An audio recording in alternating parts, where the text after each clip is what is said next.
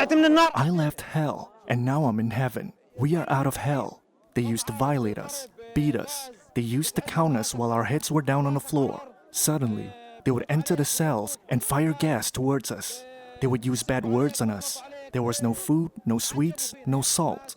There was nothing.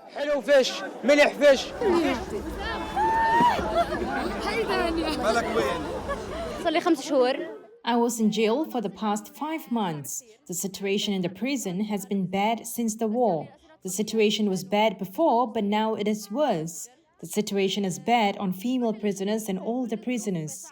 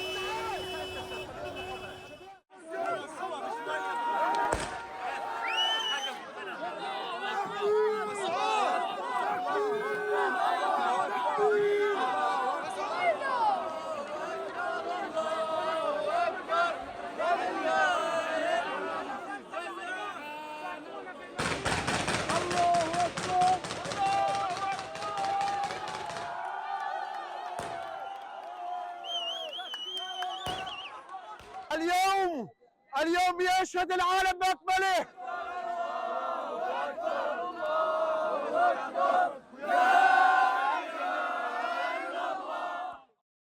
TikTok announced it was restoring service to users in the U.S. on Sunday after it briefly went dark in anticipation of a law forcing it to shut down in the country. The video sharing app said the reversal was thanks to U.S. President-elect Donald Trump, who said he would revive the app in the U.S. after he was sworn into office on Monday. A bipartisan law had threatened to force TikTok to either divest its U.S. operations or shut down, citing national security concerns and data risks due to the app's Chinese parent company, ByteDance. A unanimous U.S. Supreme Court upheld the law on Friday. But on Sunday, Trump wrote on Truth Social that he would postpone the period of time before the law took effect and set a goal, 50% ownership in the app by U.S. investors. He said, quote, "By doing this, we save TikTok, keep it in good hands, and allow it to stay up." Trump's support for TikTok is a reversal from when he first pushed for the ban in 2020 while in office. Even if temporary, the unprecedented shutdown of TikTok could have a wide-ranging impact. The U.S. has never before banned a major social media platform. The law, passed overwhelmingly by Congress, gives the incoming Trump administration sweeping authority to ban or seek the sale of other Chinese-owned apps. Privately held ByteDance is about 60% owned by institutional investors such as BlackRock and General Atlantic, while its investors and employees own 20% each. It has more than 7,000 employees in the U.S. Every radical and foolish executive order of the Biden administration will be repealed within hours of when I take the oath of office.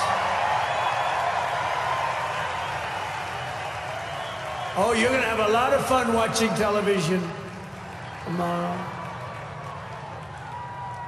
Somebody said yesterday, "Sir, don't sign so many in one day. Let's do it over a period of weeks." I said, like hell we're going to do it over weeks. We're going to sign them at the beginning.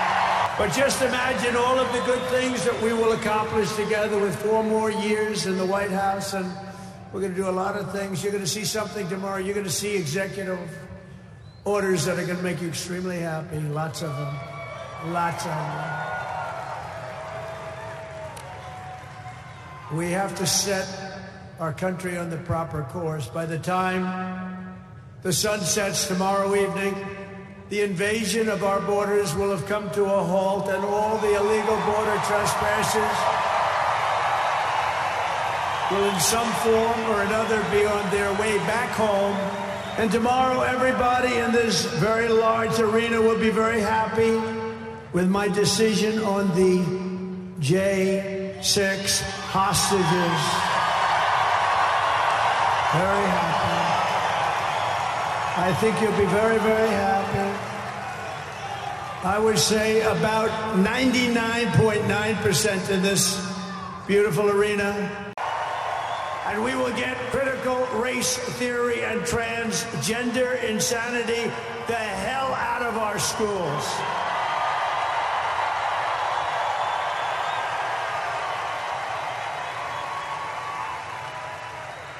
And always remember, this is so easy, this will be done tomorrow. We will keep men out of women's sports. It's over. Come here, Elon. Did you see his rocket yesterday? It was captured. And X is with him. X. Come on, Elon, say a couple of words. Okay. Thank you, Mr. President. Sorry, little X just followed me on the stage here. He's a very enthusiastic supporter, as you can see. Woo! Yeah.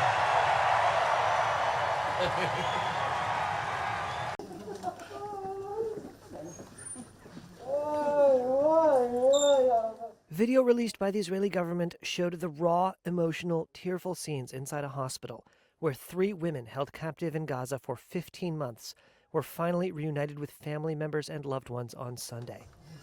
The release of Emily Damari, Doron Steinbrecher, and Romi Gonen marked what is meant to be the beginning of an initial phase in a ceasefire deal between Israel and the Palestinian Hamas militant group. Hamas fighters celebrating the ceasefire delivered the hostages to the Red Cross earlier in the day, which then transferred them to Israeli forces.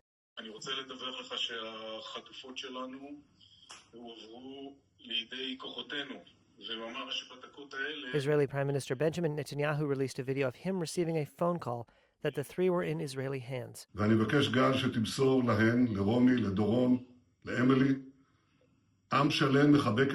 He said that the entire nation embraced them.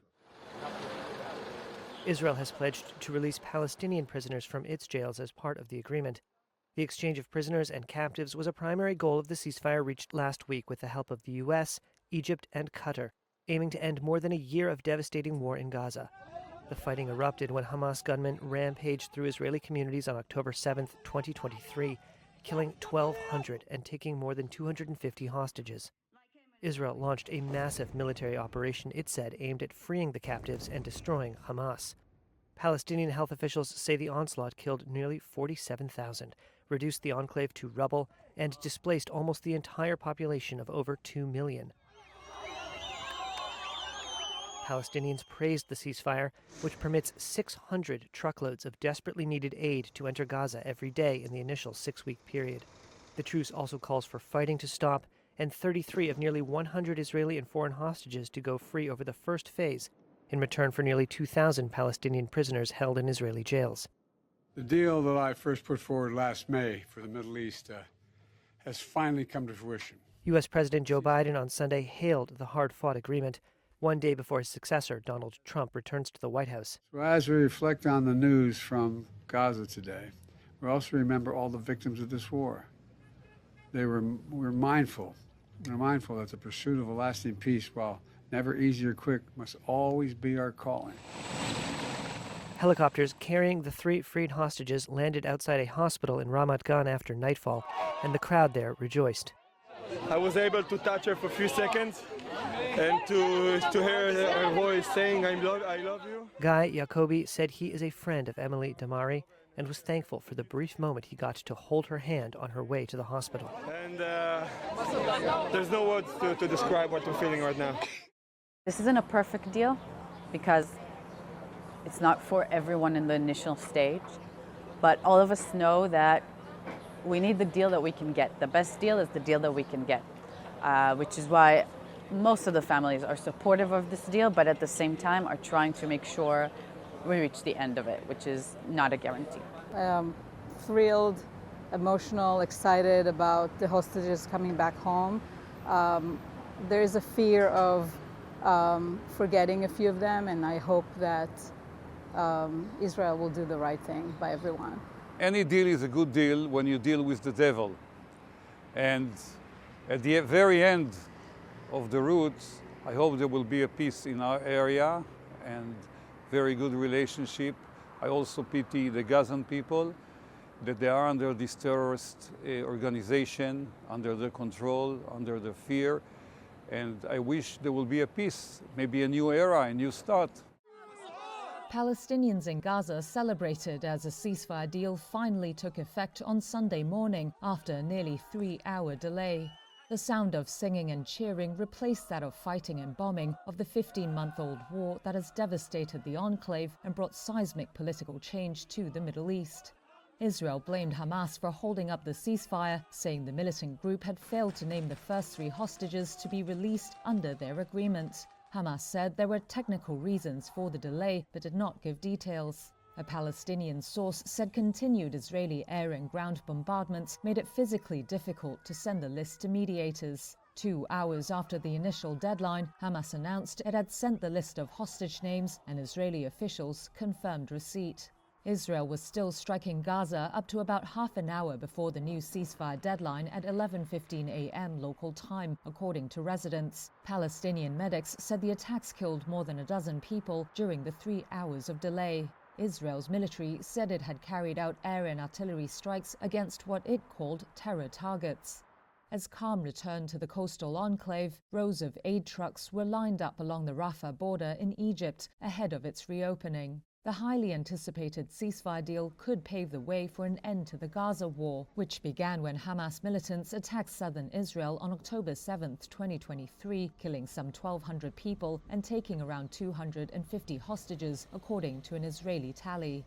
Israel's war against Hamas has killed nearly 47,000 Palestinians in Gaza, according to health officials there. It has left most of the enclave's 2.3 million residents homeless. The 3-stage agreement followed months of on-off talks brokered by Egypt, Qatar, and the United States. The first stage will take place over the next 6 weeks. During that time, 33 of the remaining 98 hostages are to be released in return for almost 2,000 Palestinian prisoners and detainees. The first 3 are female hostages to be freed on Sunday through the Red Cross. In return, 90 Palestinian prisoners will be sent home from Israel.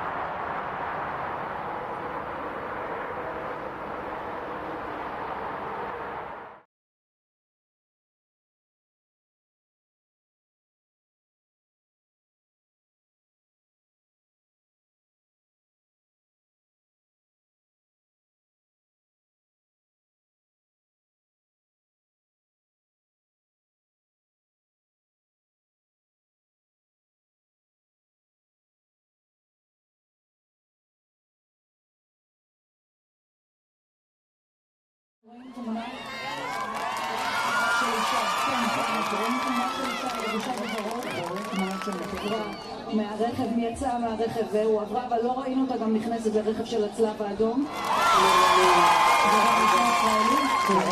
ישראלית אומר, ממה שאנחנו מבינים, זה גורם אחד ויחיד בינתיים, ולכן להגיד את זה באמת לראות לפחות 2 חטופות שהיו ברכב. הנה, אנחנו רואים שוב את התמונות, שוב את התמונות. אותן עומדות על רגליהן ויוצאות בעצמן מהרכב.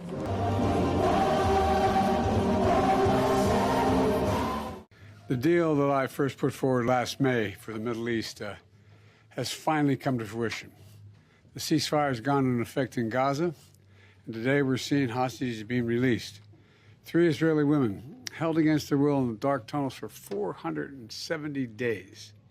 4 more women will be released in 7 days, 3 additional hostages every 7 days thereafter, including at least 2 American citizens in this first phase.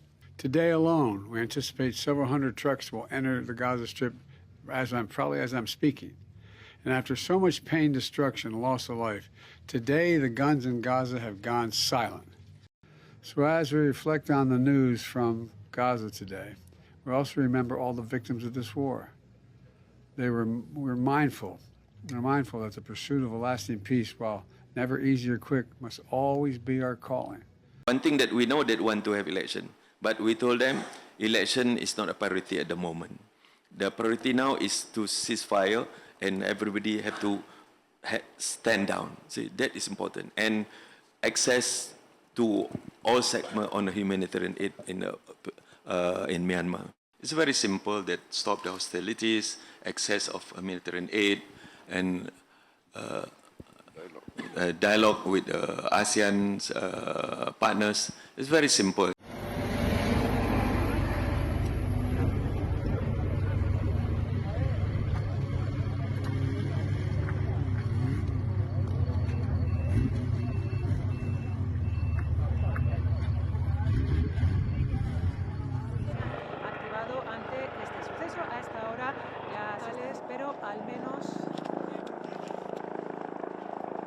En ambulancias y también en helicópteros del gobierno de Aragón, del gobierno de Navarra.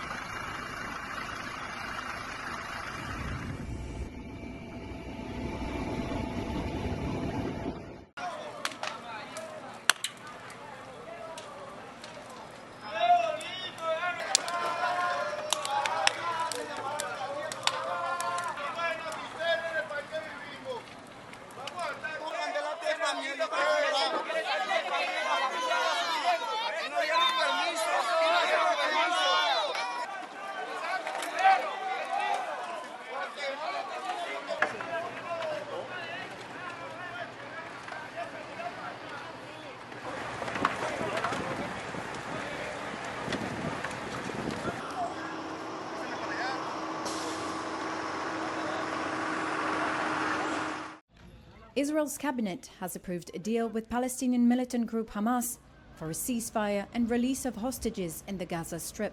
Prime Minister Benjamin Netanyahu's office announced the decision on Saturday, a day before the agreement is set to start. After a 6-hour meeting, the government ratified the agreement early on Saturday. It could pave the way for an end to the 15-month war in the Hamas-controlled Palestinian enclave. In Gaza, Israeli warplanes have continued heavy attacks since the ceasefire deal was agreed. Medics reported that an airstrike early Saturday killed several people in a tent in Mawazi, west of Khan Yunis. This raised the Palestinian death toll to at least 119 since the accord was announced on Wednesday. Following Israeli cabinet approval, lead US negotiator Brett McGurk said the plan was on track. The ceasefire will come into effect on Sunday morning, the Qatari Foreign Ministry spokesman posted on X. The 3-stage ceasefire starts with an initial 6-week phase during which hostages held by Hamas will be exchanged for prisoners in Israel. 33 of the 98 remaining Israeli hostages are to be freed in this phase. In return, Israel will release almost 2,000 Palestinians from its jails. The agreement also calls for increased assistance, and international organizations have aid trucks lined up on Gaza's borders to bring food, fuel, medicine and other vital supplies. 24 ministers in Netanyahu's coalition government voted in favor of the deal, while 8 opposed it, according to media reports. Opponents argued the ceasefire agreement represented a capitulation to Hamas. Israel and Hamas have been waging a war since gunmen from the Palestinian militant group burst into Israel on October 7, 2023, killing some 1,200 people and taking 250 hostages, according to Israeli tallies. Israel responded with a military assault in Gaza, in which more than 46,000 Palestinians have been killed, according to Gaza health authorities. Nearly the entire pre-war population of 2.3 million people in the enclave has been displaced several times, and much of the territory has been laid to waste.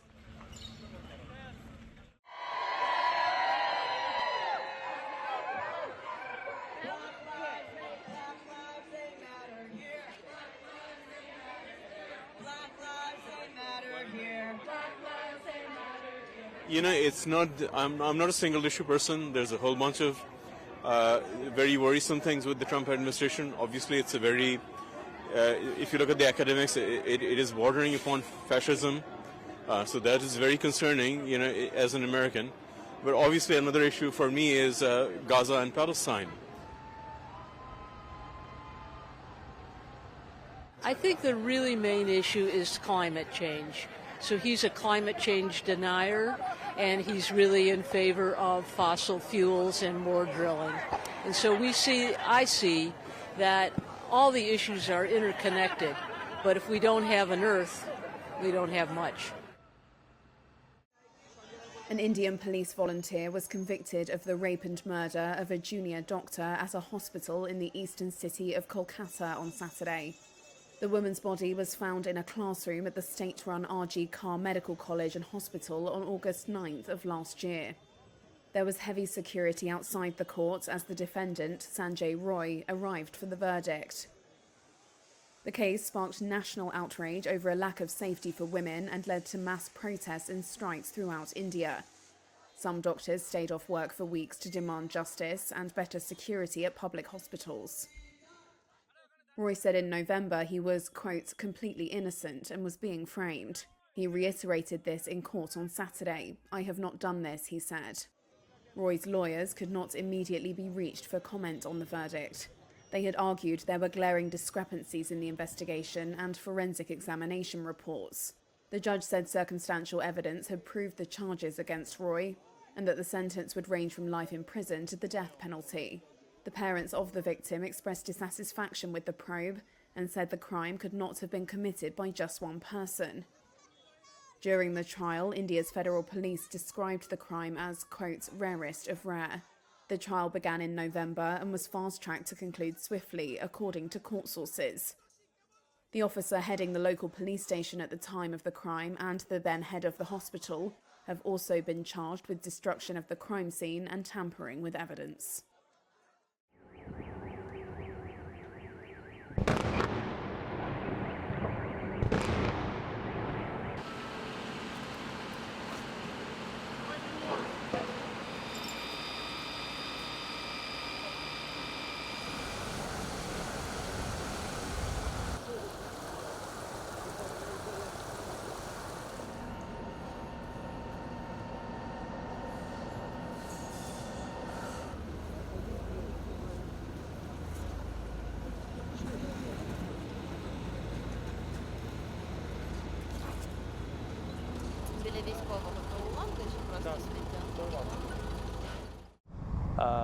It was like a war zone on the ground with the amount of destruction.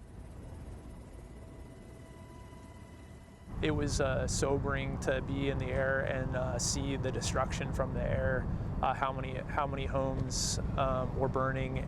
We knew that we were going to be busy, and compared to most of the fires we see in this season, this was on a scale of destruction to the urban center that we haven't seen.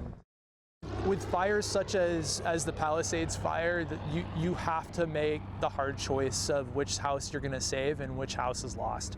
That is the hardest thing about these fires, and it's the hardest thing about the decision-making process in the cockpit as a crew that we have to make, and the big difference between wildland and structure protection.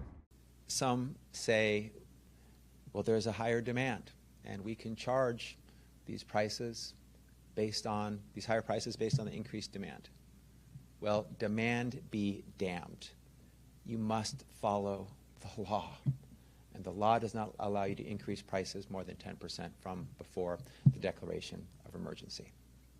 Today, I'm announcing that DOJ has opened multiple active investigations into price gouging reports, and we will prosecute any crimes we find, be it landlords, short-term rentals, or hotels, price gouging evacuees, or predatory buyers swooping in with low-ball property offers, whether it be scams or looting. You can be sure we will hold you accountable.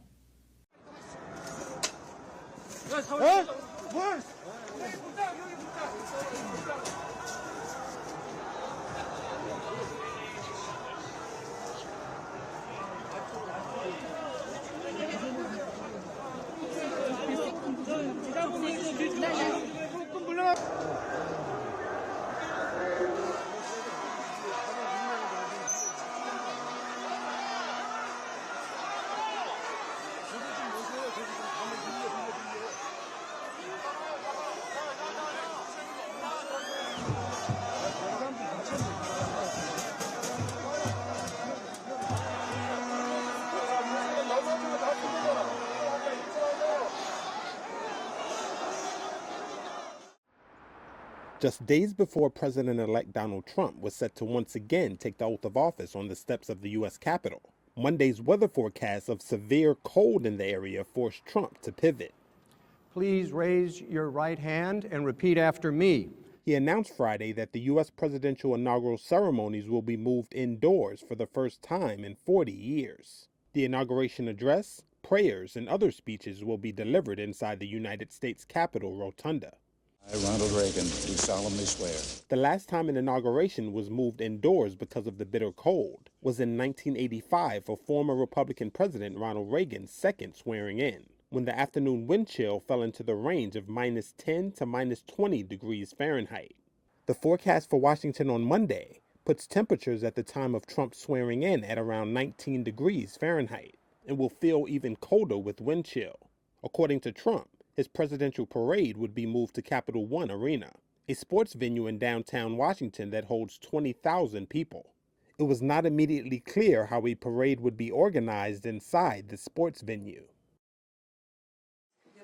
С высшим образованием, состоящего в браке, имеющего ребенка, с 3-го года до вступления приговора в законную силу и начала единицы содержания по страже, проведен буквально специальное устройство HP, модель Intank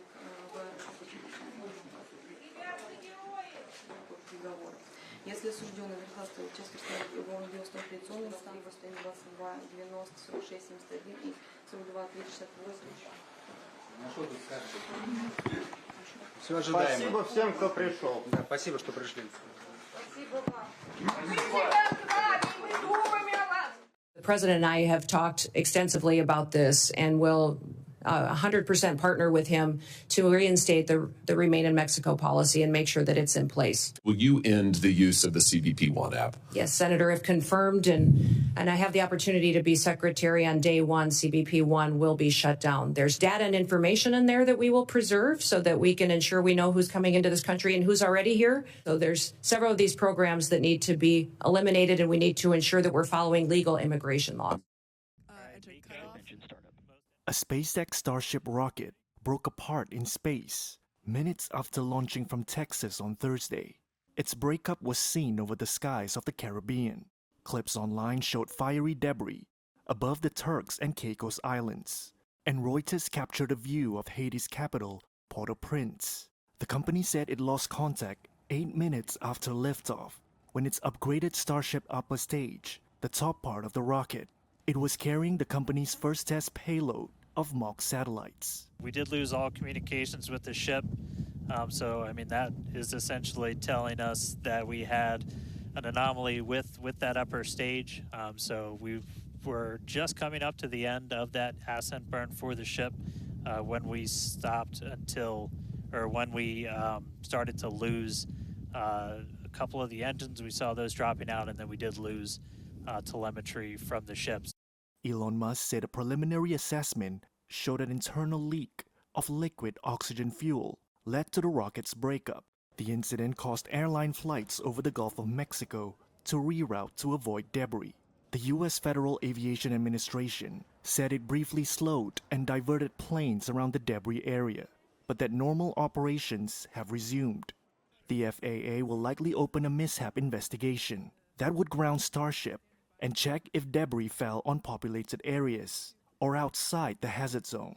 A probe could delay Musk's goal of 12 Starship tests this year, depending on fixes and an FAA investigation. Though Musk, after the incident, said on X that, quote, "Nothing so far suggests pushing next launch past next month." He has repeatedly criticized the FAA for overreaching and making politically motivated decisions. Thursday's mission was SpaceX's 7th Starship test since 2023, part of Musk's plan to build a rocket for Mars travel and launching satellites. SpaceX's test-to-failure method has led to big failures before, but Thursday's happened during a mission phase it had passed before. Like, what is this even?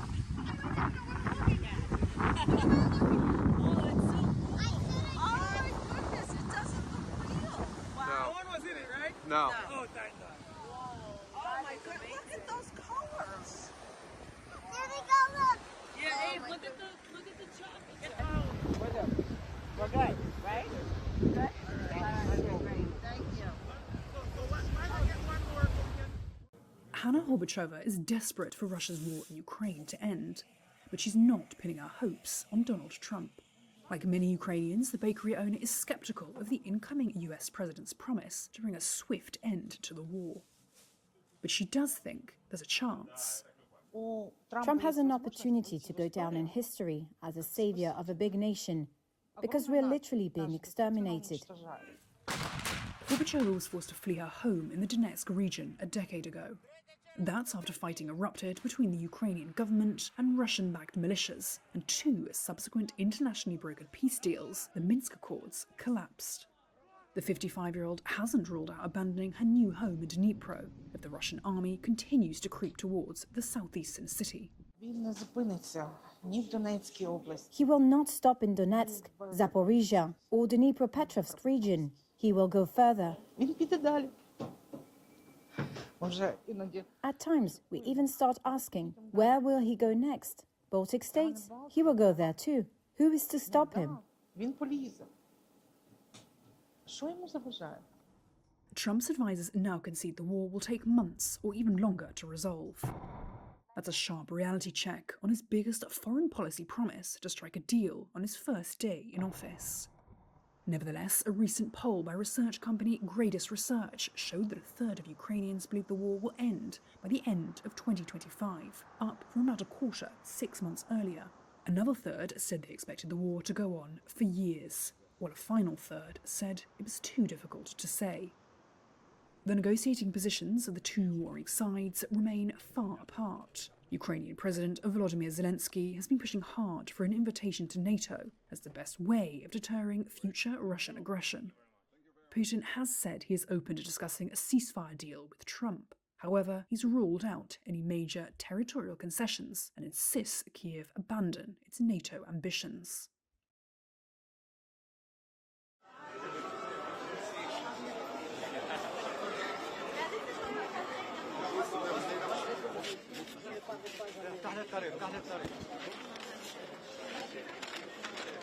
Ça c'est traditionnel. Merci beaucoup. Ça va? Vous allez bien? Avec celui de l'Europe. Me separaron de mi familia. This Venezuelan woman, a migrant and mother, thought the worst of her dangerous trip was behind her, having spent 5 days trudging with her family through the treacherous jungle dividing Colombia and Panama. Suddenly, around 15 armed men sprang from the trees and separated the women from the rest of the group. They took turns, she says, beating and raping them. Porque tenía mucha rabia. Because I was so full of rage, I resisted. I didn't want it.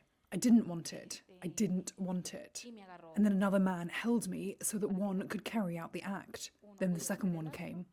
I mentally escaped. I felt like I wasn't there, like I left my body. The woman is one of over 700 victims of horrific violence to pass through this mental health centre in Mexico City and recount her story. Doctors Without Borders Comprehensive Care Centre, known as CAI, is one of the few facilities of its kind. As well as physical care, it offers psychological assessment and trauma support for migrants. Ramon Marquez is CAI's coordinator. In the first 9 months, we identified and addressed 744 cases of sexual abuse, primarily against women.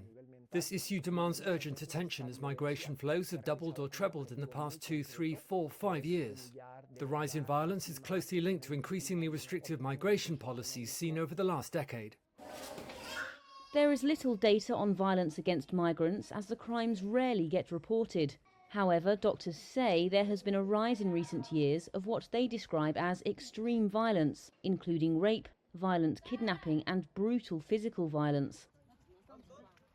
Migrants who spend more time in Mexico as they try to reach the US are exposed to violence in parts of the country dominated by organised crime. And some analysts fear that harder-line migration policies under a new Trump presidency could exacerbate the situation. И президент Исламской Республики Иран Масуд Пезешкиан подписывают договор о стратегическом партнерстве между Российской Федерацией и...